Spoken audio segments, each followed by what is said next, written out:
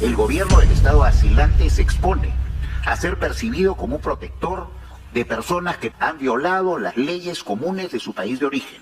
México exige que se respete el derecho internacional. Su incumplimiento es una infracción jurídica que podría derivar en violaciones graves a los derechos humanos. Es esencial no desvirtuar la institución del asilo diplomático y evitar que se convierta, en función a criterios ideológicos, en un instrumento para eludir la justicia. México deja además constancia la emisión del salvoconducto. Tras haberse otorgado asilo diplomático a una persona, sigue pendiente de cumplimiento. O extraditas o juzgas. En la OEA, el canciller peruano Hugo de Sela tomó la palabra sin rodeos. Denunció que el gobierno de Claudia Sheinbaum use el asilo político para proteger a exfuncionarios procesados en el Perú y advirtió que esa práctica rompe la confianza mínima entre estados. Recordó que la relación bilateral ya está al límite y que cada nuevo asilo concedido a sentenciados envía un mensaje peligroso a toda la región. De Sela explicó que el asilo nació para resguardar a perseguidos por sus ideas, no para blindar a políticos con condenas por delitos comunes. Señaló que, si se normaliza ese uso, las sentencias pierden fuerza y la cooperación judicial se vacía. Propuso que la OEA revise la aplicación de la Convención de Caracas y fije límites para impedir que la ideología pese más que la justicia. El canciller afirmó que el caso de Betsy Chávez es un símbolo de algo mayor. Cuando un gobierno decide proteger a sus aliados procesados, dijo, se fractura la lucha conjunta contra la corrupción, el lavado de activos y el crimen organizado. Si cada país ofrece refugio a los suyos, las mafias terminan ganando tiempo, mueven dinero y se escudan en discursos políticos para evadir a los jueces. Tras la intervención peruana, la respuesta de México fue inmediata. La embajadora Luz Helena Baños defendió a Sheinbaum y sostuvo que su país actúa conforme a la Convención de Caracas. Afirmó que Betsy Chávez es víctima de persecución política, insistió en que el asilo es un eje histórico de la diplomacia mexicana y exigió públicamente que el Perú otorgue el salvoconducto pendiente.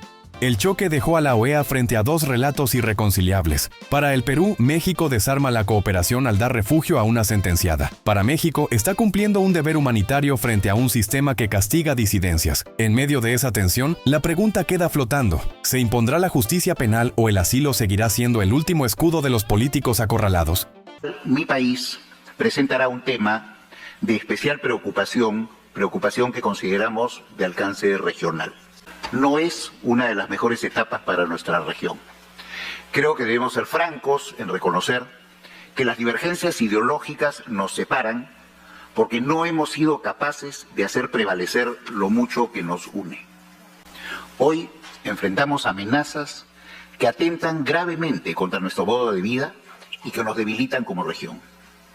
Me refiero, entre otras, al crimen organizado transnacional, incluyendo al tráfico ilícito de drogas, al tráfico y trata de personas, al de armas de fuego, así como a la corrupción y al cambio climático, por citar solamente algunos ejemplos.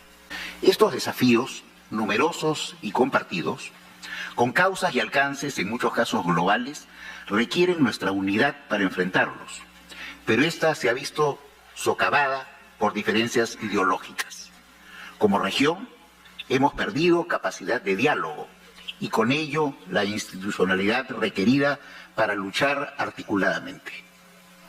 En este contexto, hemos decidido traer a la atención de nuestra organización una preocupación que entendemos compartida sobre el presente y futuro del asilo diplomático en nuestra región, así como una propuesta orientada a revertir su evolución negativa en la práctica internacional. Lo hacemos recordando que el Perú es un país democrático, comprometido con el Estado de Derecho, el principio de solución pacífica de las controversias y el pleno respeto por los tratados internacionales. Al mismo tiempo, seguimos activos para cooperar con el desarrollo progresivo del derecho internacional y su codificación, así como con la revitalización del multilateralismo, para atender con eficacia los desafíos y realidades de un mundo fragmentado en acelerada transformación. El asilo diplomático es una institución jurídica surgida en nuestra región, que se ha convertido en uno de nuestros más importantes aportes al derecho internacional y que ha servido para defender y promover los derechos civiles y políticos que constituyen un pilar de nuestras democracias. No es casual que su codificación, a través de la Convención de Caracas, adoptada en 1954, se haya dado en el contexto de la Guerra Fría, en el que en América Latina proliferaron los autoritarismos y las persecuciones políticas. El Perú no ha sido ajeno a estas circunstancias. A propósito de ello, cabe traer a colación el caso Haya de la Torre y específicamente la invocación de la Corte Internacional de Justicia a las partes para encontrar, comillas, una solución práctica y satisfactoria, guiados por las consideraciones de cortesía y buena vecindad que en cuestiones de asilo prevalecieron siempre entre las repúblicas latinoamericanas, cierro comillas.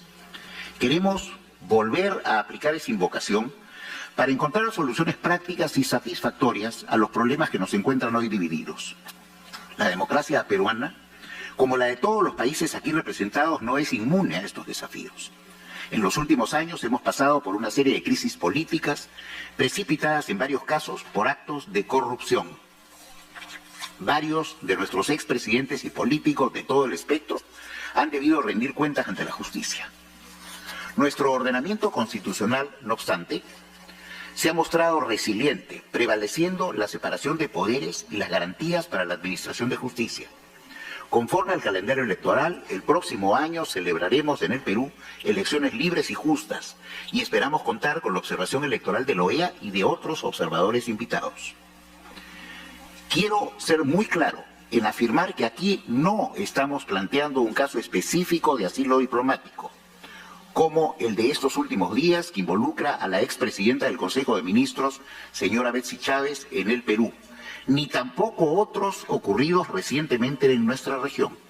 Sin embargo, sí queremos resaltar que estos casos recientes reafirman que se ha producido una evolución negativa en la utilización del derecho de asilo consagrado en la Convención de Caracas de 1954, evolución cuya característica central es que se utiliza la Convención para otorgar asilo a quienes no sufren persecución política en estados democráticos.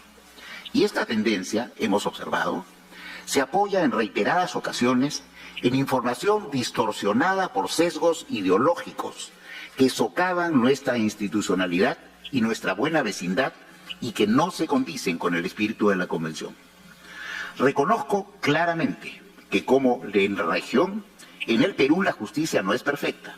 De hecho, se ve desbordada, entre otras amenazas, por el crimen organizado transnacional.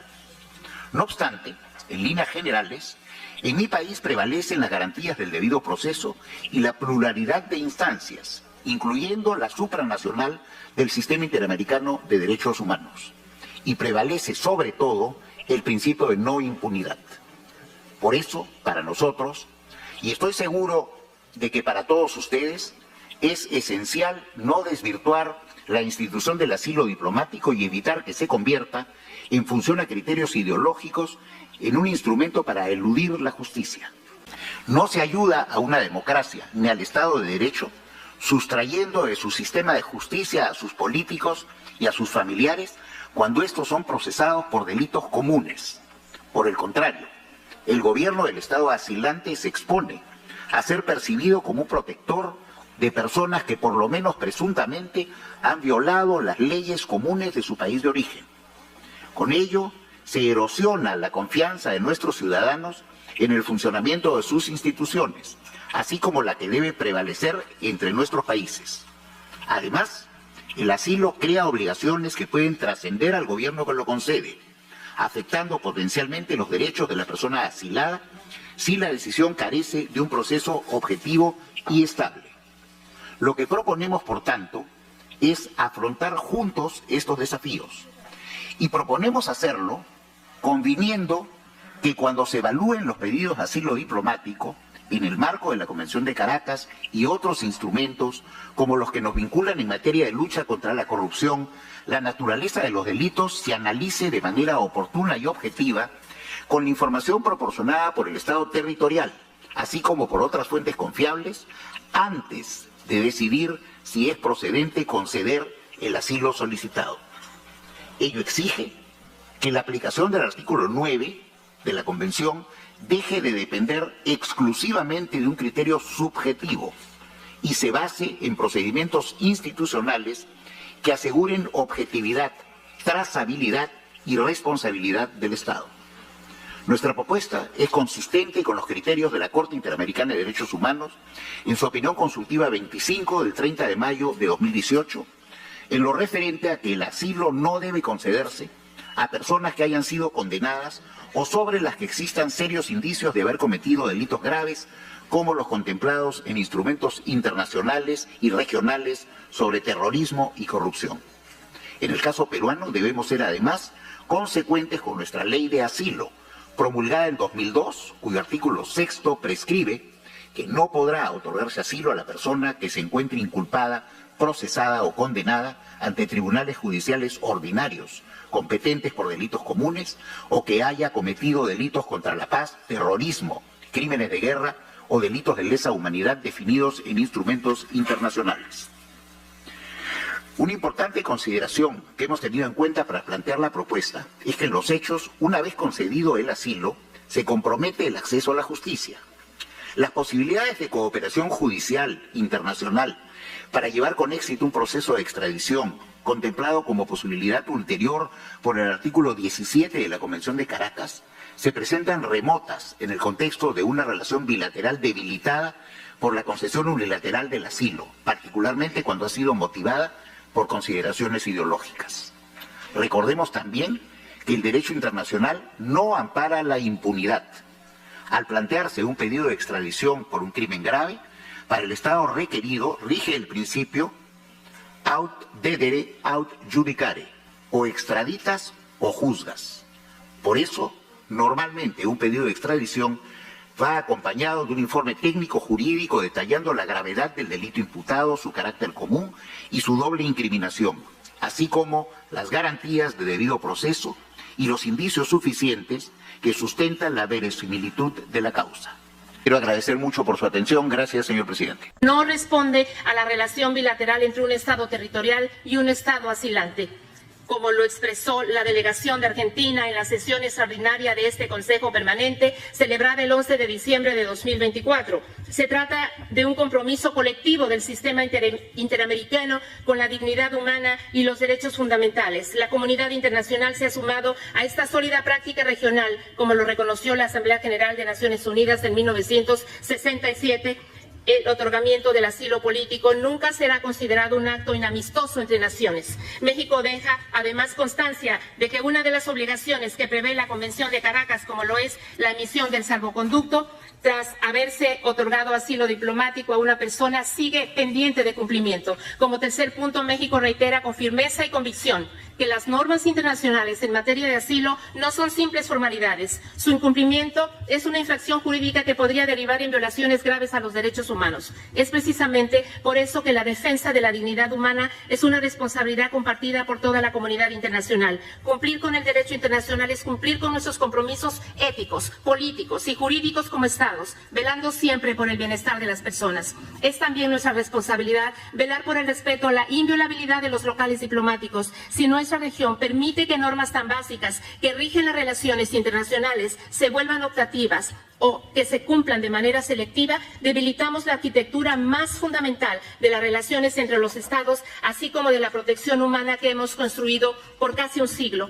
No podemos normalizar estos graves quebrantamientos del orden internacional que ha tomado tanto esfuerzo consolidar. La OEA es un foro político, sí, pero también es un espacio donde debemos enaltecer y honrar la legalidad internacional a través de nuestras acciones. Por ello, México exige que se respete el derecho internacional. Aprovechamos esta reunión para reafirmar juntos el compromiso con la protección de los derechos humanos, la garantía de la inviolabilidad de las misiones diplomáticas y el pleno respeto al derecho de asilo diplomático con la protección internacional que éste confiere. Como se reconoció en este Consejo hace poco menos de un año en la sesión extraordinaria sobre la situación de los asilados venezolanos en la Embajada Argentina en Caracas, estos son principios esenciales para la estabilidad, la seguridad y la paz de la región. Es precisamente en tiempos en que evidenciamos cuestionamientos al derecho internacional que debemos defenderlo. La historia juzga no solo por lo que decimos y hacemos, sino los motivos detrás de nuestra... Gracias por llegar hasta el final.